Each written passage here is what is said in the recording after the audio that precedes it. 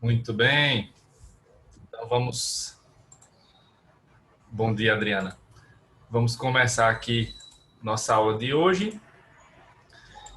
Estamos neste assunto aqui, né? A ordem de vocação hereditária. É o nosso assunto do momento. Então, vamos só dar uma recapitulada rápida, né? Estamos vendo aqui as espécies de sucessão nesse início aqui do assunto, né? E na aula passada nós vimos como funciona a sucessão por cabeça. Estamos vendo aí os critérios, essas espécies de sucessão, e estamos aí, né, levando em consideração sempre que esses critérios, né, essas espécies de sucessão, vão ser aí a continuidade, né, daquilo que foi durante toda a vida do decujus, né, o que foram seus vínculos afetivos, seus vínculos consanguíneos, os seus vínculos de afinidade e os vínculos de afeto, né, os vínculos propriamente ditos, né, como afetivos.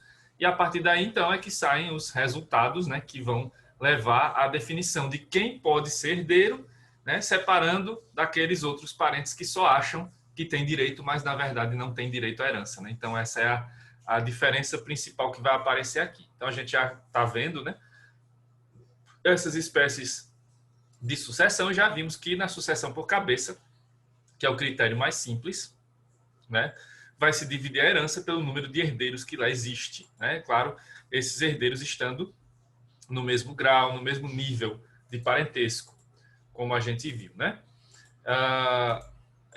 Esse critério da sucessão por cabeça serve tanto para os descendentes, né, os filhos, todos eles herdando juntos, os netos, todos herdando juntos, os bisnetos, todos herdando juntos, e assim por diante. Também isso vai valer nas outras categorias de herdeiros, como os ascendentes, né, pais, avós, e os colaterais também.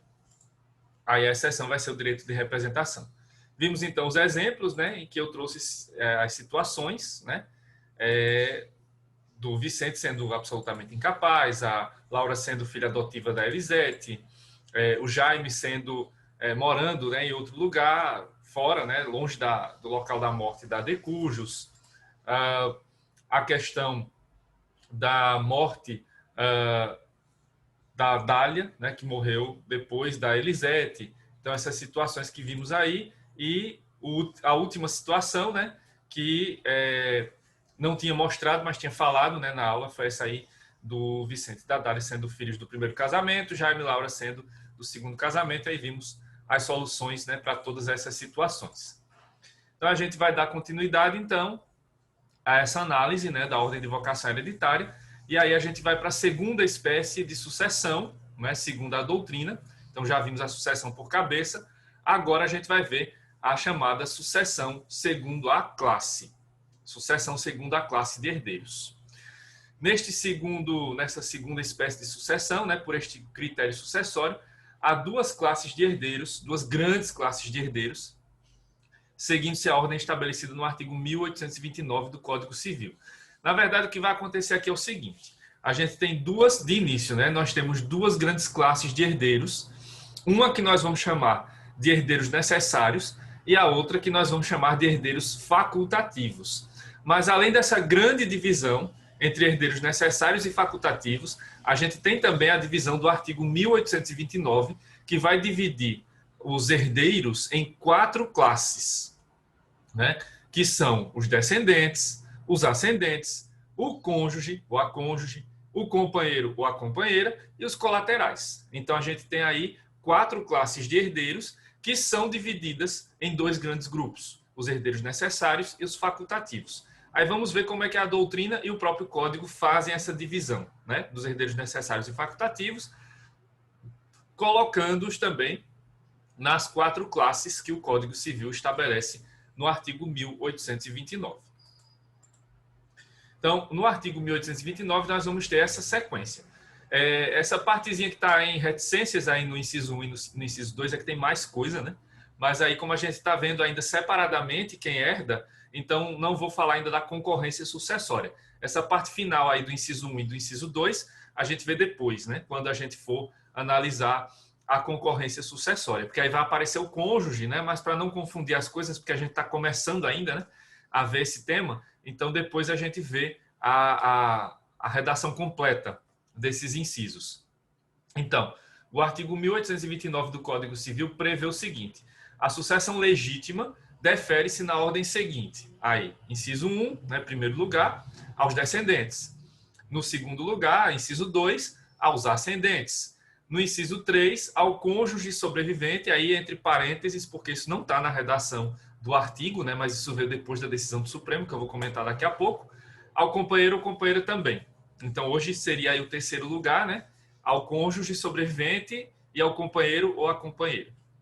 E o 4, inciso 4, aos colaterais, né? Então, aí estão as classes de herdeiros, né, as 4 classes de herdeiros: descendentes, ascendentes, cônjuge, / companheiro, colaterais. Esses 4 vão ser divididos novamente naquelas 2 grandes categorias que eu falei agora: herdeiros necessários e herdeiros facultativos.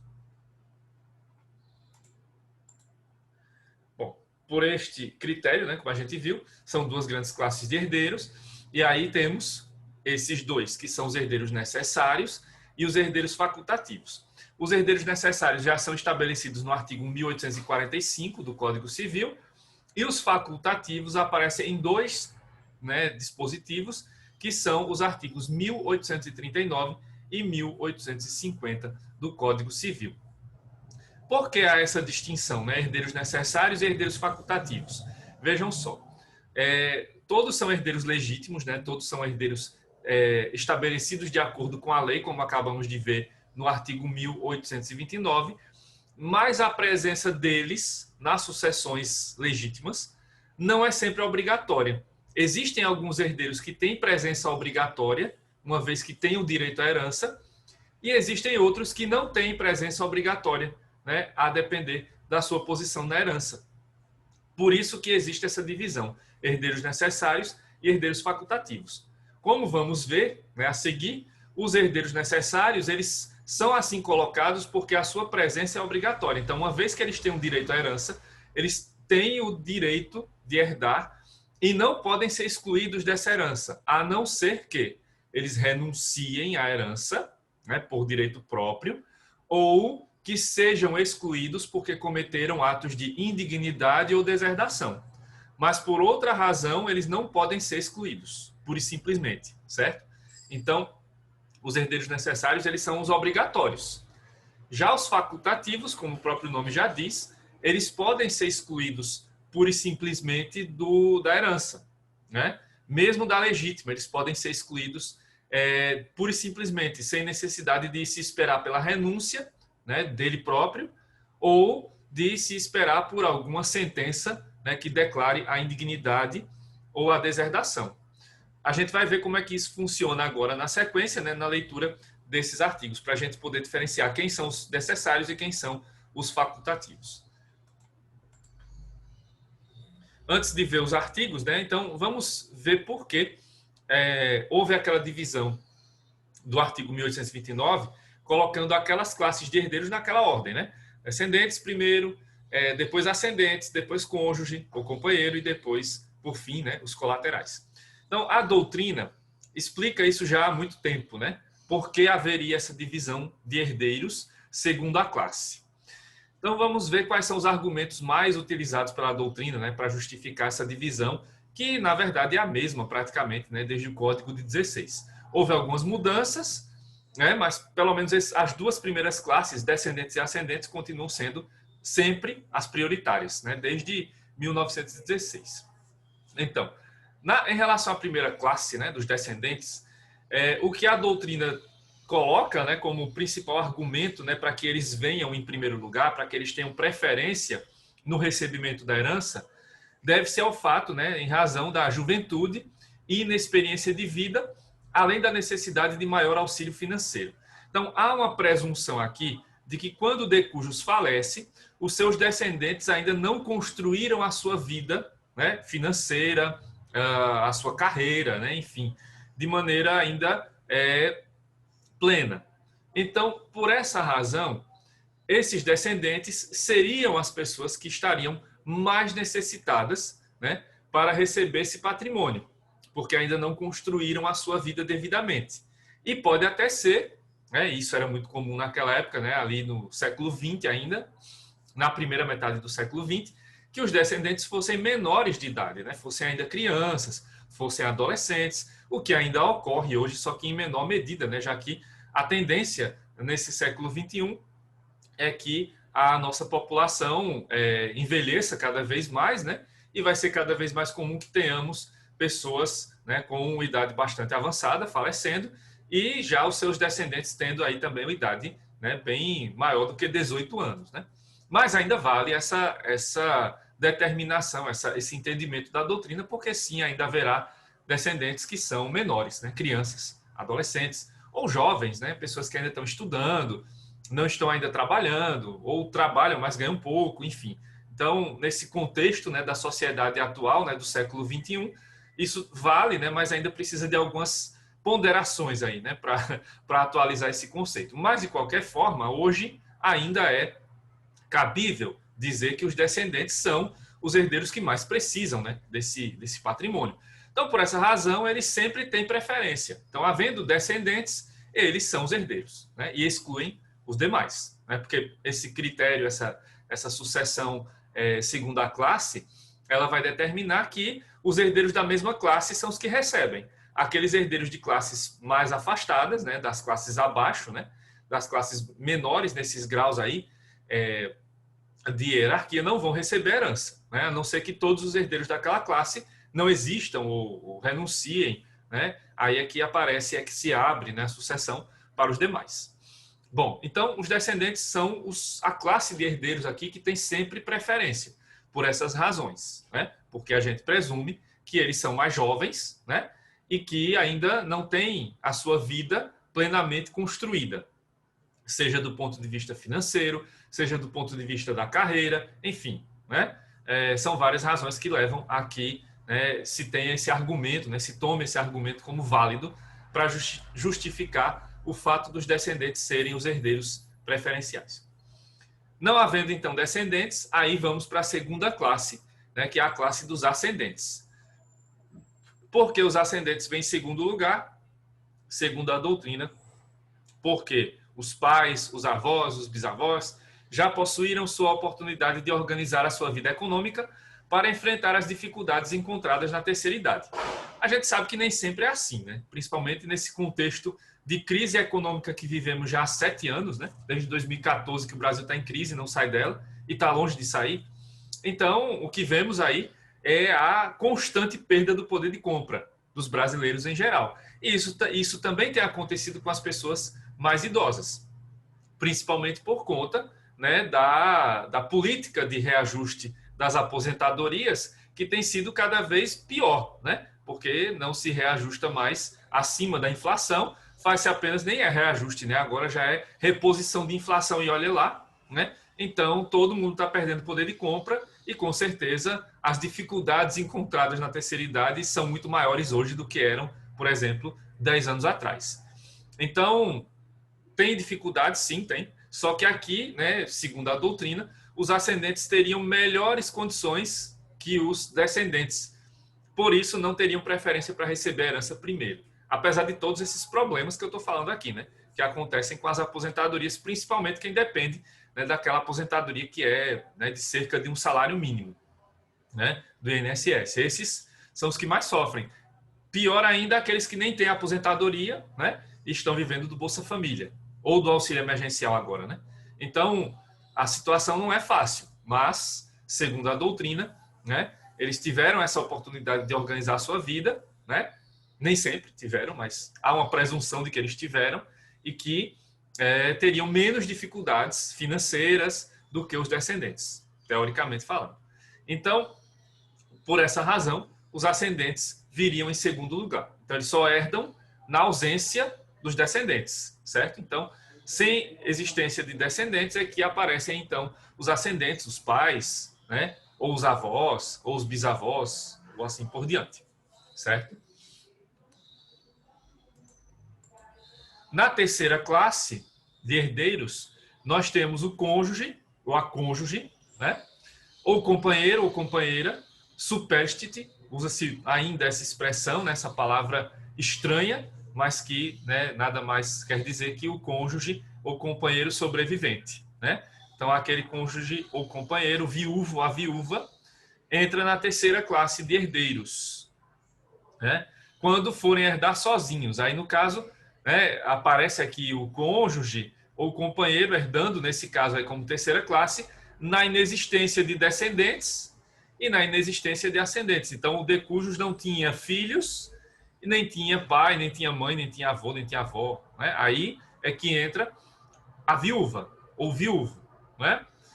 Por que eles aparecem em terceiro lugar? Porque o viúvo ou a viúva aparece em terceiro lugar, porque, segundo a doutrina, essa pessoa já possui a garantia de recebimento de parcela de bens por conta da ameação. A gente sabe que tem os regimes de bens, né? Entre eles tem a separação de bens consensual ou legal, mas, em geral, né, o regime de bens padrão do Brasil, né, o regime de bens que a regra, inclusive quando os cônjuges não mencionam o regime de bens, já o regime suplementar ali já vai ser o da comunhão parcial de bens, né? Então, a maioria dos casamentos no Brasil vai ter regimes de bens relacionados à comunhão. Ou a comunhão parcial, que é o padrão, ou a comunhão universal, né, que é aquela mais antiga, né, que era usada mais antigamente, mas que até hoje ainda pode, sim, ser adotada pelos cônjuges. E tem a participação final nos aquestos, né, e que é um modelo híbrido, né, em que durante o casamento funcionaria como se fosse separação de bens, mas que ao final, né, com o rompimento desse vínculo conjugal, vai haver a distribuição dos bens para os cônjuges, como se houvesse comunhão de bens. Então, a depender do regime de bens, claro, vai haver aqui ameação. E por essa razão, né, a metade dos bens pertence ao cônjuge, então, por essa razão, ele já teria, ou ela teria aí, né, plenas condições de manter sua vida com o valor da ameação. Então, ele só vai ser, ou ela só vai ser herdeiro ou herdeira, realmente diante da ausência dos demais herdeiros. Só que, claro, vamos ver mais à frente, que existe a possibilidade do cônjuge ou do companheiro subir alguns degraus aí, né? Porque na concorrência sucessória vai abrir-se a possibilidade, né, dos casos previstos pela lei, em que o cônjuge herde junto com os filhos ou herde junto com os pais, por exemplo, do falecido, né? Mas, para início de conversa, os cônjuges, né, ou companheiros estão ali no terceiro lugar, na terceira classe de herdeiros, herdando só na ausência, né, em regra, herdando só na ausência dos descendentes e dos ascendentes, certo? E, por último, né, aparece a última classe, a quarta classe, que é a dos colaterais, que a gente já viu aqui que tem um limite, né, até o quarto grau do parentesco. Então, não é todo colateral que é herdeiro, né? A gente tem vários parentes, mas nem todos são herdeiros, então aqui há até essa restrição. Então, entre os colaterais, apenas os herdeiros até o quarto grau é que vão ser considerados herdeiros, propriamente ditos. E aí os colaterais vêm em último lugar, né, segundo a doutrina, porque é mais difícil que seja construído um laço de afeto em relação a parentes mais distantes. A gente sabe que isso nem sempre é verdade, porque às vezes a gente cria amizades tão próximas com nossos primos, por exemplo, que eles chegam a ser quase como irmãos, né? Ou até mais do que irmãos, a depender da convivência nada pacífica com irmãos. Então, isso não é uma regra que sempre vai ser seguida, né? Como estamos falando de questões afetivas, é também fácil, né? Relativamente fácil que você construa vínculos afetivos com outras classes de parentes, né? Mas, infelizmente, como eu já disse a vocês aqui, o direito das sucessões ainda é muito voltado para a questão patrimonial. E aí, o que se configura aqui nesse caso, né, são vínculos muito mais ligados ainda ao patrimonialismo do que à afetividade. Então, mesmo que você tenha construído ao longo da sua vida uma grande amizade com um primo ou uma prima sua ou seu, isso não vai interessar na hora da herança, né? A não ser que você deixe bens para essa pessoa por testamento. Mas na sucessão legítima isso não vai importar, porque há essa presunção de que os parentes colaterais são os mais distantes.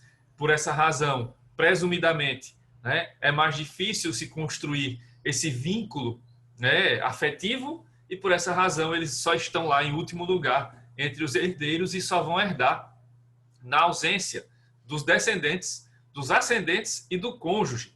Então, vai ser raro que você tenha herança em que exista a presença de colaterais, né? Porque só vai ser possível isso nos casos das pessoas que não tenham deixado filhos, não tenham deixado pais, não tenham esposa ou esposo, companheiro ou companheira, né? Aí é que entram os colaterais, certo? Bom, até aqui está dando para entender, pessoal, essa questão da diferenciação entre classes e como é que funciona essa espécie de sucessão em que as classes, né, aí as classes que vêm em ordem preferencial, elas vão excluir as outras classes que vêm depois. Então, se tem lá descendentes, só os descendentes podem herdar, os ascendentes não herdam, a esposa não herda, ou companheira, e nem os colaterais. Até aqui tudo tranquilo, está dando para entender? Sim. Sim. Ok. Bom, aí vamos agora já sabendo, né, que são 4 classes de herdeiros, vamos agora dividi-los nas 2 grandes categorias, né? Herdeiros necessários e herdeiros facultativos. Então vamos identificar quem são os necessários e quem são os facultativos. Falando primeiro dos herdeiros necessários, a lei deixa bem claro quem são eles. Artigo 1845 do Código Civil. São herdeiros necessários os descendentes, os ascendentes e o cônjuge. Bom, não aparece companheiro aí, né? Então você poderia pensar, bom, companheiro não está incluído nisso, né? Mas havia, né, o artigo A ainda, né, porque não foi revogado. Existe o artigo 1790, né, do Código Civil, que coloca lá a sucessão do companheiro, só que, eu vou falar disso daqui a pouco, houve o recurso, né, extraordinário que foi julgado com repercussão geral do Supremo Tribunal Federal, que deu ao companheiro os mesmos direitos sucessórios do cônjuge. Então, hoje a gente pode dar uma interpretação, né, ampliativa desse artigo 1845, conforme a Constituição, e podemos incluir, né, além desses aí que estão expressamente previstos na lei, a presença do companheiro ou companheira da união estável. Então, herdeiros necessários vão ser os descendentes, os ascendentes, cônjuge barra companheiro, companheira, certo? Os herdeiros necessários, como eu falei, repetindo, eles têm presença obrigatória. Então, uma vez que eles tenham direito à herança, eles têm aí, existe a obrigação de se transferir esses bens para esses herdeiros. Então, eles não podem ser excluídos de maneira pura e simples, só porque brigaram com o decujus antes dele morrer, né? Ou só porque o decujus falou nas suas últimas palavras: eu não quero que você seja meu filho. Isso não interessa, né? O que interessa é se houver renúncia desse herdeiro, né? Então ele tem direito à herança, mas não quer, renunciou, né? Aí realmente ele não tem direito, né? Renunciou ao seu direito, ou se ele praticou algum ato grave, né? Contra o decujus em vida, isso levou mais à frente a que ele seja excluído por decisão judicial, né? Em que o juiz vai declarar que esse herdeiro era indigno ou que foi deserdado, nas razões previstas em lei, que a gente vai ver que entre elas não está aquela das novelas, né? Que o pai briga com o filho e diz aquela frase célebre: se você passar por aquela porta, você não é mais meu filho. Isso não interessa, né? Isso é coisa para novela, para filme, para série, mas na vida real não funciona assim. Não é assim que se deserda uma pessoa, né? Tem todo um processo aí que deve ser levado em consideração.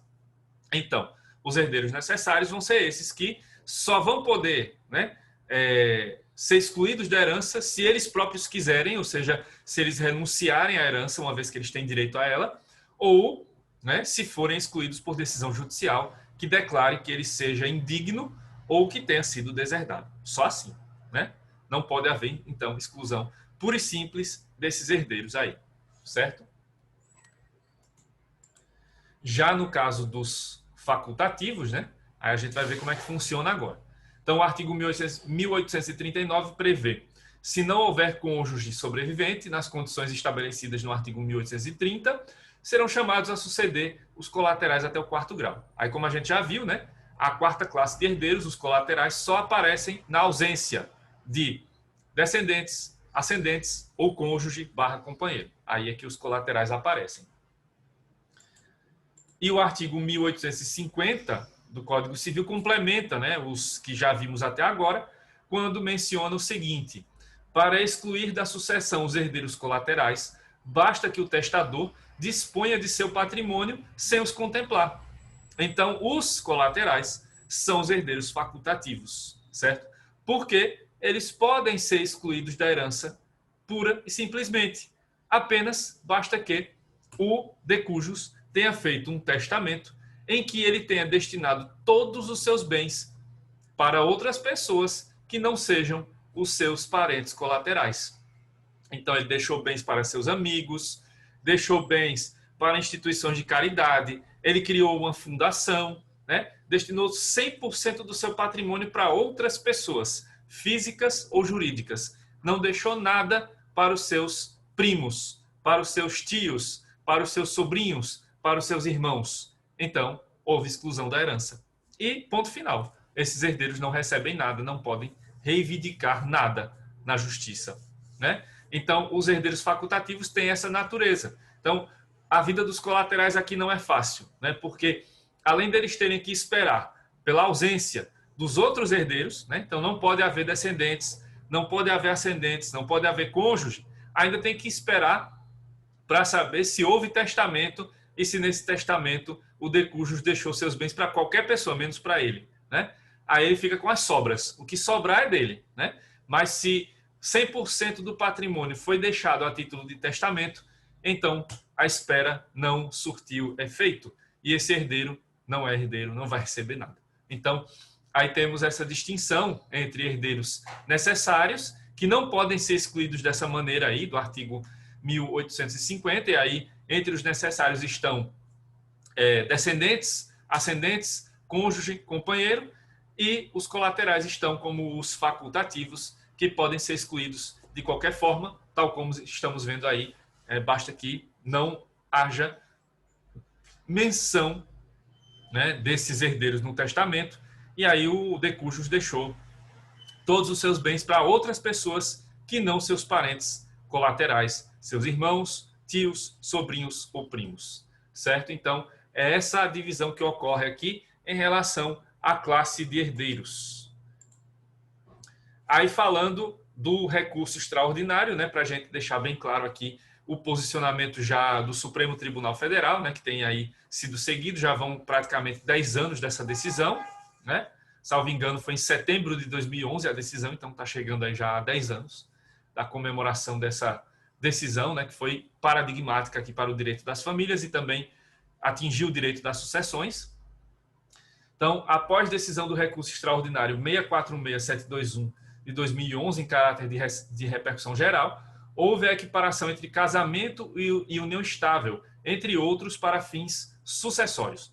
Com isso, o artigo 1790 do Código Civil perdeu efeito e utiliza-se desde então os mesmos dispositivos referentes ao termo cônjuge para estabelecimento de direitos sucessórios ao companheiro ou companheira da união estável, incluindo as famílias homoafetivas. Então, hoje, os efeitos sucessórios são os mesmos, né?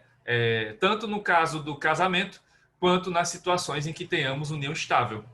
Isso tanto vale para os casamentos e uniões estáveis heteroafetivas, quanto para casamentos ou uniões estáveis homoafetivas. Os direitos são os mesmos, são exatamente iguais. Então, por essa razão, a gente vai incluindo, né, nessa interpretação conforme a Constituição que o Supremo determinou, a figura do companheiro ou companheira lá junto com o cônjuge, mesmo que o artigo 1829 não faça essa menção ainda, né? Porque não houve essa mudança legislativa, mas o Supremo já determinou essa interpretação, né? Com isso, então, o artigo 1790 continua existindo, mas não produz efeitos, né? Ele existe, é válido, mas é ineficaz hoje porque ele não tem mais sido aplicado, já que os direitos sucessórios do companheiro lá do artigo 1790 não são os mesmos, né? São menores, são direitos a menos em relação aos direitos que o cônjuge já possuía. Então, hoje, a gente utiliza as mesmas regras do artigo 1829 da sucessão do cônjuge, também aplicável à sucessão do companheiro, tanto nos casos dos casamentos e uniões estáveis heteroafetivos, quanto nos casos das uniões e casamentos homoafetivos. Certo, gente? Até aqui alguma dúvida?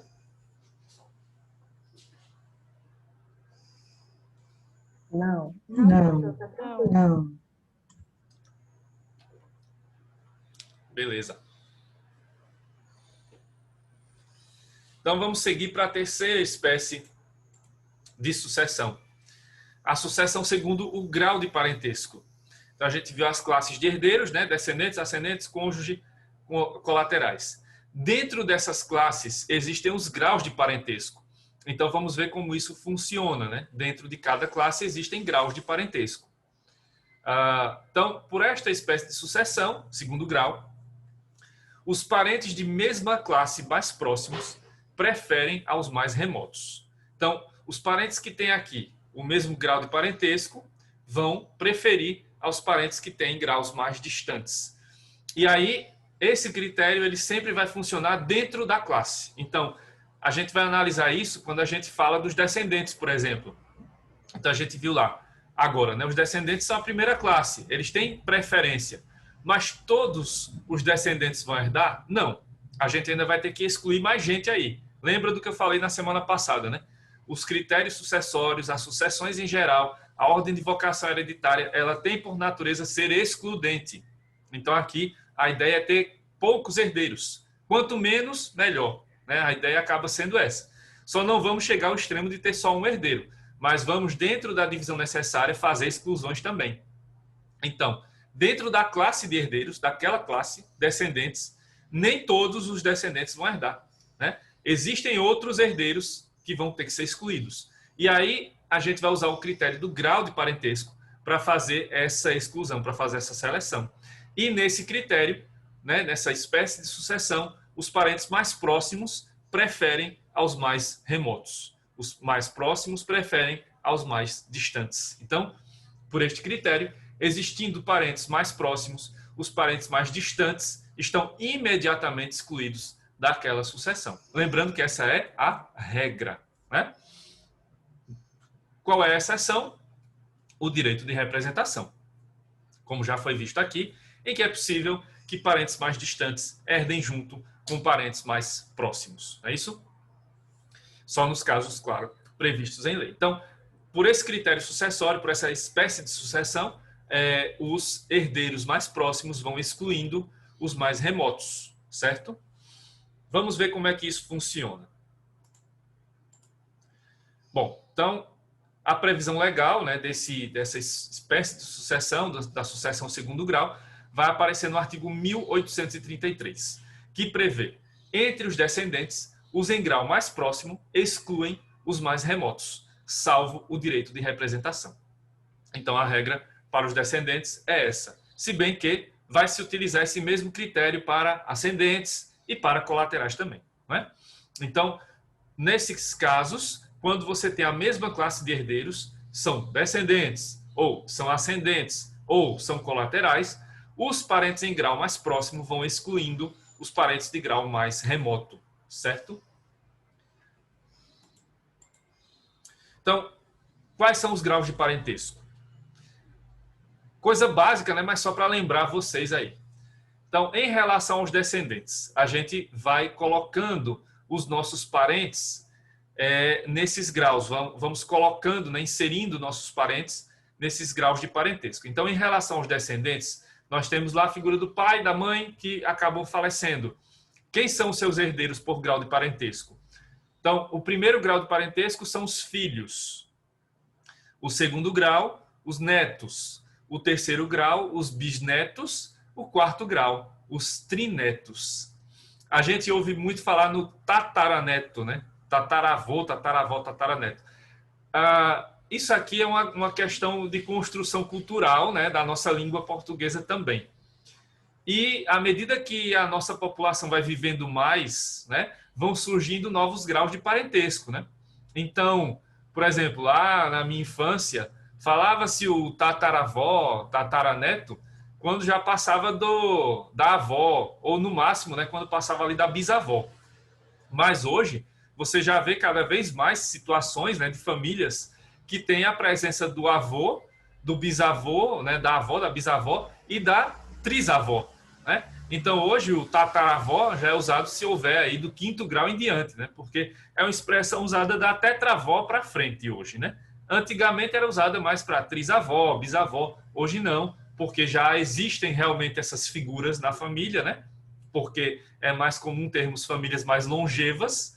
Então, a gente vai levando mais para frente, né? A expressão tataravó, tataraneto.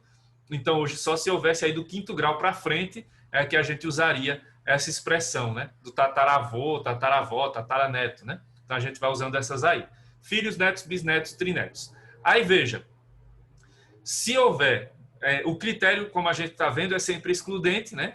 O critério para selecionar os herdeiros. Então, se temos numa família esses 4 graus de parentesco, logicamente, só o 1º grau vai herdar, né? Porque a regra é parentes de grau mais próximo excluem os parentes de grau mais remoto. Então, os filhos excluem os netos, bisnetos, trinetos, né? Os netos só vão poder herdar se não houver filhos, né? Não tem mais nenhum filho vivo. Aí os netos aparecem nessa herança. Os bisnetos, quando vão poder herdar? Se não houver filhos e se não houver netos. Aí os bisnetos aparecem. E os trinetos? Só se não houver filhos, se não houver netos, se não houver bisnetos. Aí é que eles aparecem. E por que eles não herdam logo de cara? Né? Seria mais fácil dividir para todo mundo? Distribuir para todo mundo? A ideia aqui é que isso seja feito em etapas ao longo da vida. Então, os netos são os filhos dos filhos. Então, eles podem muito bem esperar, né, para o futuro, para que os seus pais faleçam e eles possam herdar o patrimônio dos seus pais. E assim por diante. Então, é uma mera questão aqui de realmente, né, de divisão por gerações, né, e levando em consideração sempre que a ideia aqui é excluir e não incluir, né? Porque se a ideia fosse incluir, não precisaríamos de todas essas regrinhas. Já que aqui, lembrando mais uma vez, a ideia é patrimonialista e se há patrimônio, há sempre a tendência de se querer concentrar patrimônio, né, nas mãos das pessoas. Patrimonialismo é assim. Em relação aos ascendentes, né, aí nós temos 1º grau os pais, 2º grau os avós, 3º grau os bisavós, 4º grau trisavós, né, como eu falei agora, a gente só usa tataravô, tataravó, se for do 5º grau para frente, né? E aqui também em relação aos ascendentes, funciona a mesma regra, então se o decujus tinha seus pais vivos, os avós não herdam, nem os bisavós, nem os trisavós, e assim por diante, certo? Lembrando que em relação aos ascendentes não há direito de representação, então essa regra é seguida à risca em todos os casos, certo? E em relação aos colaterais, aí, né, vale a observação, não há parentesco de linha colateral em 1º grau, como a gente vai ver, né, a linha colateral 1º grau é o nosso ascendente principal, né, o ascendente que é o elo de ligação, então não tem parentesco de linha colateral em 1º grau. Ele começa a partir do 2º grau, aí vem os irmãos, depois no 3º grau vem tios e sobrinhos, e no 4º grau os primos, né? São esses os nossos parentes colaterais. E aí funciona da mesma forma, se há irmãos, então não, os tios e sobrinhos não herdam, nem os primos vão ter direito à herança.